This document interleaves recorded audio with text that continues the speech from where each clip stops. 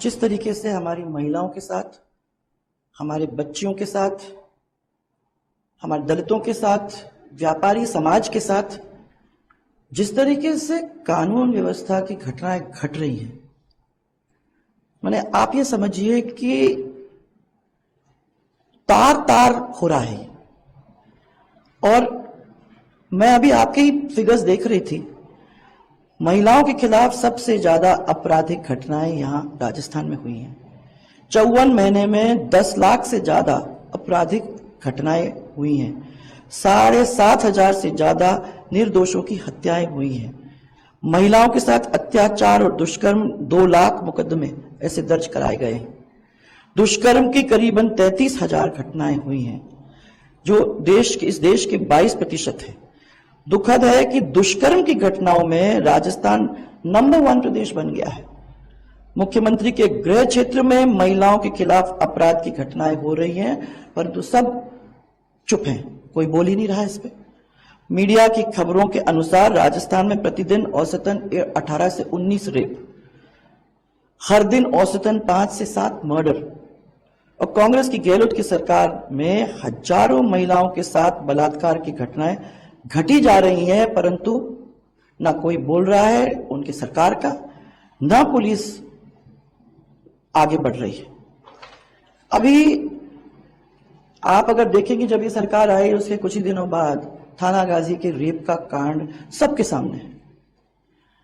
और मैंने उनने दुष्कर्म तो करा ही करा, परंतु उसके साथ उसका वीडियो करके उस वीडियो को वायरल करने का जो काम किया, जो इतना घिनौना काम था, फिर भारतीय जनता पार्टी लगी तब इस केस का खुलासा हुआ, नहीं तो इसके पीछे कोई सरकार की ओर से कोई काम हो ही नहीं रहा था।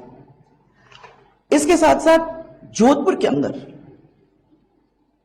आप देखिए, इससे घिनौना और क्या हो सकता है। एक छोटी सी बच्ची को अपनी मां, उसकी मां नहला रही थी, तो उसने उस खून देखा, खून देख के उसको जरा चिंता हुई, उसने बच्ची को अलग ले जाकर उस बच्ची से पूछा, तब उसने नाम लेके बताया कि ये मेरे साथ हो रहा है, और मैंने ऑब्वियसली दुखी थी। तब रिपोर्ट हुई।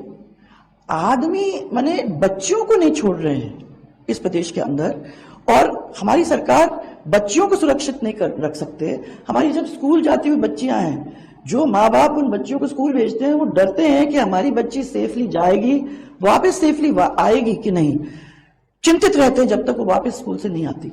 आज ये परिस्थिति ऐसे प्रदेश में, जिस प्रदेश के अंदर महिलाओं की इज्जत सर आंखों पे रखी जाती थी, ऐसी स्थिति आज हमारे राजस्थान प्रदेश के अंदर।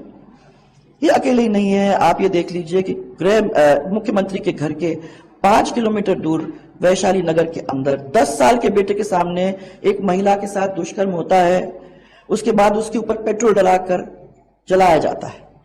करौली के अंदर आपने कुछ ही समय पहले ये बात निकल के आई थी, एक लड़की के साथ दुष्कर्म होता है, उसको गोली मारी जाती है, उसके ऊपर एसिड डाला जाता है और फिर उसको कुएं के अंदर फेंका जाता है, उसकी बॉडी कुएं से रिकवर होती है। इसी तरीके से आप ये देख लीजिए, एक सिख बच्ची के साथ अलवर के अंदर गैंग रेप होता है और उसके बाद उसका मर्डर कर दिया जाता है। पर उससे और खराब एक बच्ची जो रियली भयावह है, दलित युवती के साथ गैंग रेप करके, जिसमें बताते हैं पुलिस वाले भी शामिल थे। वो बेचारी गूंगी थी, बहरी थी।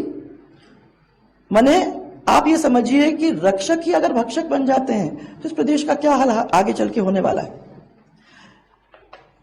दौसा में अपहरण का केस, मैं तो कुछ ही आप लोगों को गिना रही हूं। दौसा में अपहरण करने का एक विरोध जब उसने किया मां बाप ने, तो पिता को कुचल डाला और मां के ऊपर हमला करके उसको घायल कर दिया, उसके बाद उसका अपहरण कर दिया। ये क्या है और कब और कैसे रुकेगा? राजधानी के अंदर आत्मदाह का मामला सामने आया है। माने चरम सीमा पे है महिला उत्पीड़न। और मैं महिला उत्पीड़न बच्चियों की तो बात कर ही रही हूं, परंतु दलितों के साथ भी कोई इन्होंने छोड़ा नहीं है। 2022 के अंदर राजस्थान में दलितों पर 8,000 से ज्यादा मुकदमे दर्ज हुए। पाकिस्तान से आए जो हमारे हिंदू शरणार्थी, उनके घरों के ऊपर बुलडोजर चला दिया और रोहिंग्यों को बसाने के लिए उनको राशन कार्ड दिया जाता है। ऐसी सरकार, मैं तो समझती हूं कि राज में रहने की कोई अधिकार नहीं।